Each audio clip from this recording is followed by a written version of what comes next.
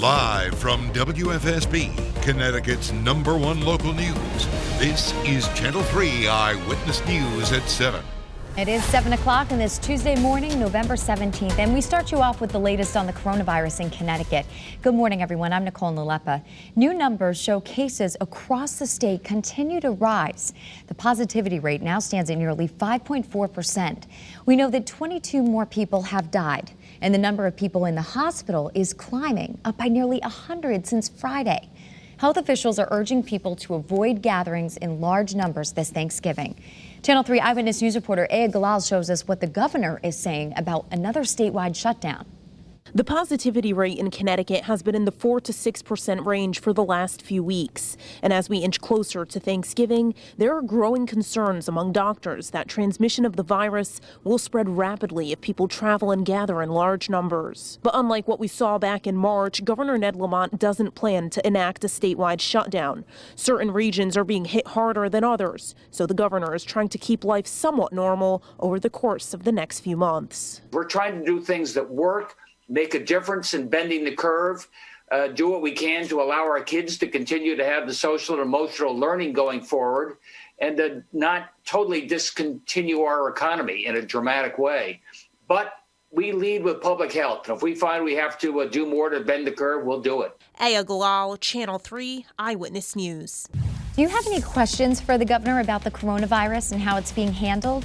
Well, tomorrow night at 7:30, Eyewitness News has a special presentation, a special report where we're going to ask Governor Lamont your questions. So head to the Channel 3 app to submit yours. Good morning, everyone. Lorin, Richardson here with your Channel 3 forecast. Hope everybody is staying warm out there this very chilly Tuesday morning. We are checking in on Hartford over here on our iCam. Beautiful, beautiful sunrise out there. And we are looking at, as mentioned, frigid temperatures to start off our morning. And we are expecting some rain and snow showers later, so late afternoon as well as the early evening hours. We might see a sprinkle here and there, some rain showers, and a very cold day. So we actually get even colder heading into tomorrow. Temperatures, you could see 28 in Danbury, 26 in Litchfield, and we're in the 30s in West Haven and Hartford. You might want to plan some extra time to maybe just scrape a little bit of that frost off your windshield. I've been mentioning that all morning, and temperatures mostly in the 30s and the 20s. And in New Haven, you can see we're actually 41 degrees along the shoreline. Those highs for today are going to be in the 40s. In some areas, we are very close, as mentioned, around the shoreline to 50 degrees, but we don't quite get there, and those wind speeds are nice and calm. Let's check in as well at our lows for tonight. So tonight looking very, very chilly as we head in towards tomorrow. We might be waking up tomorrow with some temperatures that are going to be in the teens. That's pretty brutal. So checking in on that rain and that snow throughout the late afternoon, actually the late morning into the early afternoon hours. This is 12:15 today. We've got some rain in the southwest corner of our state, and moving throughout the afternoon hours into the evening, 4 o'clock p.m. That's when we see the northwest corner of our state, maybe some flurries, maybe a little bit of mixed precip, and it moves throughout 6:30 p.m. You could still see lingering a little bit in some southern areas, but then for Wednesday, we are looking completely clear and quiet as you head throughout the entire day. It is looking pretty good on Wednesday. So this look at 5:30 and a look at 10:15 p.m. Now, we've been keeping track, of course, on Hurricane Iota, which is now a Category 2 hurricane in Central America. It has made landfall in Nicaragua, and it is creating some major impacts there, a lot of storm surge and flash flooding. So we've been keeping an eye on that. But back here at home, just very chilly temperatures for the next couple days. You can see on Thursday as well, we don't really get out of the 40s. And Wednesday into Thursday, it is going to be very chilly with a low of 17 degrees. That hurts your eyes a little bit, right? But Friday, we almost hit 60 degrees, Saturday 56 degrees, and Sunday we are looking at 60 degrees. So it's going to warm up significantly heading into this weekend. We are looking at a lot of sunshine and dry conditions, but it's overall going to be a great weekend to get outside.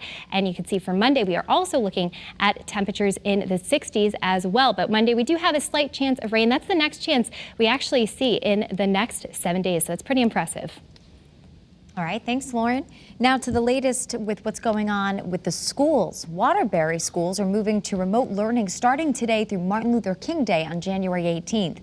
The superintendent says the district was planning to wait until after Thanksgiving to go virtual, but an increase in COVID cases over the weekend is now prompting school leaders to make the change immediately.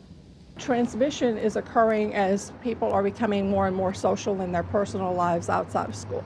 So here are 3 things you should know about the change. 1, teachers will continue to report to school buildings and students will learn through a live platform. Computer and internet vouchers will be available for families that request them. And 3, grab-and-go breakfast and lunch will be provided at neighborhood sites. And Waterbury is not the only district moving online. Bristol says all of its students will be learning remotely starting next Monday, November 23rd through December 7th. And Norwich Free Academy starts virtual classes today after several students attended an off-campus gathering and at least one tested positive for the virus. So students will continue online through December 7th, and extracurricular activities are on hold. The Connecticut Interscholastic Athletic Conference will be meeting this morning to make a decision about the winter sports season. The Department of Public Health recommended canceling meets and tournaments involving high-risk sports like wrestling and even competitive cheerleading. It says moderate-risk sports like basketball and ice hockey should be played with masks. New this morning, a man walking along Broad Street in New London has died after being hit by a car. And this happened just before 6 last night, right by the intersection with Channing Street. Police have not yet released the victim's name or any details about the driver involved in the crash, but we'll keep you posted. And we're also learning some new information about the mother from Plymouth accused of shooting 2 of her kids. 43-year-old Naomi Bell admits to pulling the trigger last Friday. Bell's 15-year-old daughter was killed, and her 7-year-old son remains in the hospital this morning. Bell's attorney says the mother was recently hospitalized after 2 mental health episodes.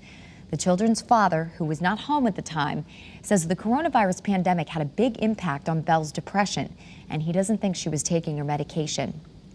Today, the Secretary of Veterans Affairs, Robert Wilkie, will be in West Haven to get an update on last week's deadly explosion that took place on the VA campus. 2 people, a Navy veteran and a contractor, were both killed Friday morning when a steam pipe exploded during routine maintenance. 3 others were hurt, and the victims have not been identified. Thank you so much for tuning in to Eyewitness News on this Tuesday. Remember, you can get any news and weather updates anytime on the Channel 3 app. Have a great day, everyone.